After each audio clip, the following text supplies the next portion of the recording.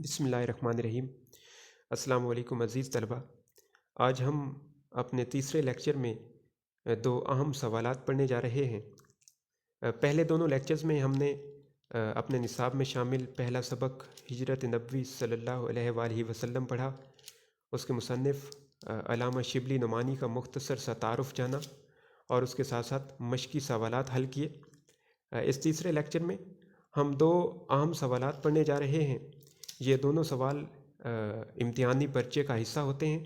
ایک ہے کسی بھی سبق کا خلاصہ تحریر کرنا اور دوسرا ہے کسی بھی پیراگراف کی تشریح کرنا۔ تو سب سے پہلے ہم سبق کا خلاصہ لکھنے کا طریقہ کار کیا ہونا چاہیے، اس کے لیے کچھ بنیادی باتیں جو ہیں وہ سمجھ لیتے ہیں۔ بیٹا، کسی بھی سبق کا خلاصہ تحریر کرتے ہوئے آپ نے سب سے پہلے جو بات اپنے ذہن میں رکھنی ہے کہ سبق کی ترتیب کو خراب نہیں کرنا۔ سبق کا جو ایک ربط ہے، جو کہانی کے اندر ایک تسلسل ہے، اس کو آپ نے برقرار رکھنا ہے۔ یعنی پہلے کی بات کو بعد میں نہیں لکھنا اور بعد کی بات کو پہلے نہیں لکھنا، بلکہ اس کے اندر ایک ربط اور ترتیب کو برقرار رکھنا ہے۔ دوسرے نمبر پر سبق کا خلاصہ کم از کم 1/3 ہونا چاہیے۔ یعنی اگر سبق 3 صفحات پر مشتمل ہے تو آپ کا خلاصہ کم از کم 1 صفحے پر مشتمل ہونا چاہیے۔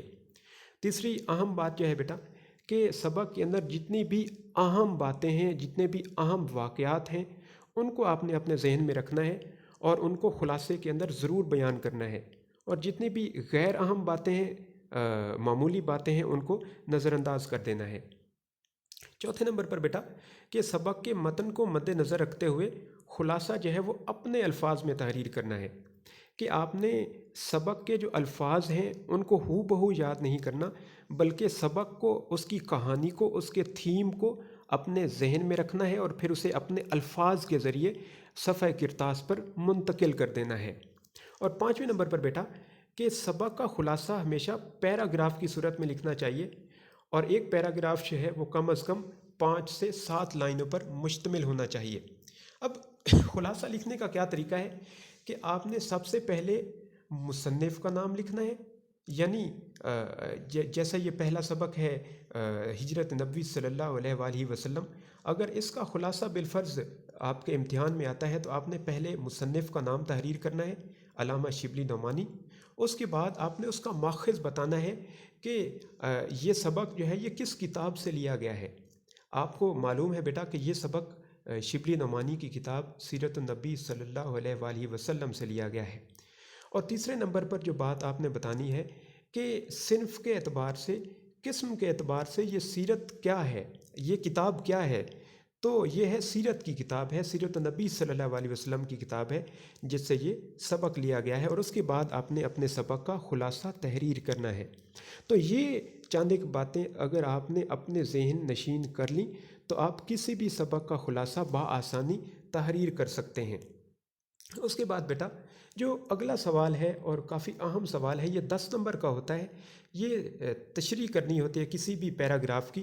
تو آپ کے جو پہلے سبق کی جو مشق ہے اس میں یہ سوال نمبر 9 کے طور پہ ایک پیراگراف دیا گیا ہے، جس کی ایک نمونے کے طور پہ میں آپ کے سامنے اس کو پیش کر رہا ہوں کہ جیسے یہ پیراگراف آپ کے سامنے موجود ہے بیٹا، مثال کے طور پہ اگر یہ پیپر کے اندر آ جاتا ہے تو آپ نے اس کی تشریح کس طرح سے کرنی ہے۔ تو بیٹا آپ نے یہ یاد رکھنا ہے کہ سب سے پہلے تشریح کرنے کے لیے حوالہ متن دیا جاتا ہے۔ حوالہ متن کیا ہے کہ آپ نے سبق کا عنوان دینا ہے کہ یہ پیراگراف جو ہے وہ کس سبق سے لیا گیا ہے۔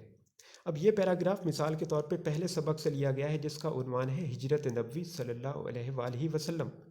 اس کے بعد دوسرے نمبر پر آپ نے مصنف کا نام لکھنا ہے۔ مصنف کا کیا نام ہے؟ علامہ شبلی نعمانی۔ پھر اس کے بعد جو آپ نے کام کرنا ہے کہ مشکل الفاظ کے معانی تحریر کرنے ہیں۔ وہاں پر پیراگراف جو ہے اس میں خط کشیدہ الفاظ دیے ہوں گے، جتنے بھی مشکل الفاظ ہیں ان کے نیچے خط کھینچا گیا ہوگا، ان کے نیچے لکیر کھینچی گئی ہوگی، ان کو انڈر لائن کیا گیا ہوگا۔ تو آپ نے تمام انڈر لائن الفاظ کے پہلے مطالب لکھنے ہیں، ان کے معانی بیان کرنے ہیں، اور اس کے بعد آپ نے اس کی تشریح کرنی ہے۔ میں نے اس پیراگراف کی ایک مختصر سی تشریح آپ کے سامنے کر دی ہے، لیکن میں آپ کو پہلے کچھ باتیں بتا دوں کہ تشریح کرنے کا طریقہ کیا ہے۔ بیٹا تشریح किसी भी इबारत की वजाहत करनी होती है, उसको खोल खोल कर बयान करना होता है। तो तशरीह करते हुए आपके जहन में जो बातें मद्देनज़र रखनी चाहिए आपको, जो कि सबक की रोशनी में आपने जो नसर पारा तशरीह के लिए दिया गया है उसको बिल्कुल आसान, सादा और आम फहम अंदाज में तहरीर करना है। दूसरे नंबर पर बेटा, नसर पारे की तशरीह करते वक्त आपको इस बात का ख़याल रहना चाहिए कि जो जुमला, जो फ़िक्रा, जो लफ्ज़ आप लिख रहे हैं उसके अंदर एक तसलसल और तरतीब बरकरार रहे, उस तरतीब को आपने ख़राब नहीं करना। तीसरे नंबर पर बेटा, तशरीह करते हुए आपने मुहावरात या मुश्किल अल्फाज का हरगिज़ इस्तेमाल नहीं करना, और अगर उस नसर पारे के अंदर, उस पैराग्राफ के अंदर कोई मुश्किल बात बताई गई है, कोई तारीख़ी वाक़या बताया गया है, कोई तलमीह या तशबीह का इस्तेमाल किया गया है, तो आपने उसको पूरी वजाहत के साथ बयान करना है। तो आप तशरीह करते हुए रेफरेंस के तौर पे कोई कुरानी आयत का हवाला भी दे सकते हैं, कोई शेर भी दे सकते हैं, कोई किसी बुज़ुर्ग का कौल भी उसके अंदर नकल कर सकते हैं। तो ये चीज़ें जो हैं ये तशरीह को खूबसूरत बनाती हैं, बेहतर बनाती हैं। तो अब बेटा, आपने जो बातें जहन में रखनी है कि ख़ुलासा तहरीर करते हुए कौन सी बुनियादी शराइत हैं उनको आपने अपने जहन में रखना है, और दूसरे नंबर पर किसी भी पैराग्राफ की तशरीह करते हुए किन बातों का होना ज़रूरी है वो भी आपने अपने जहन में रखना है। ये नमूने के तौर पे मैंने कुछ चीज़ें आपके सामने पेश कर दी हैं इस वीडियो के अंदर। तो आपने बेटा इस वीडियो को गौर से देखना है, इस पैराग्राफ को तवज्जो के साथ पढ़ना है, इसकी तशरीह को पढ़ना है, और आपने सबक को मुकम्मल पढ़ने के बाद उसका एक ख़ुलासा जो है वो अपने अल्फाज में तहरीर करके मुझे भेजना है बेटा। तो बहुत शुक्रिया, बहुत मेहरबानी, खुश रहिए, सलामत रहिए।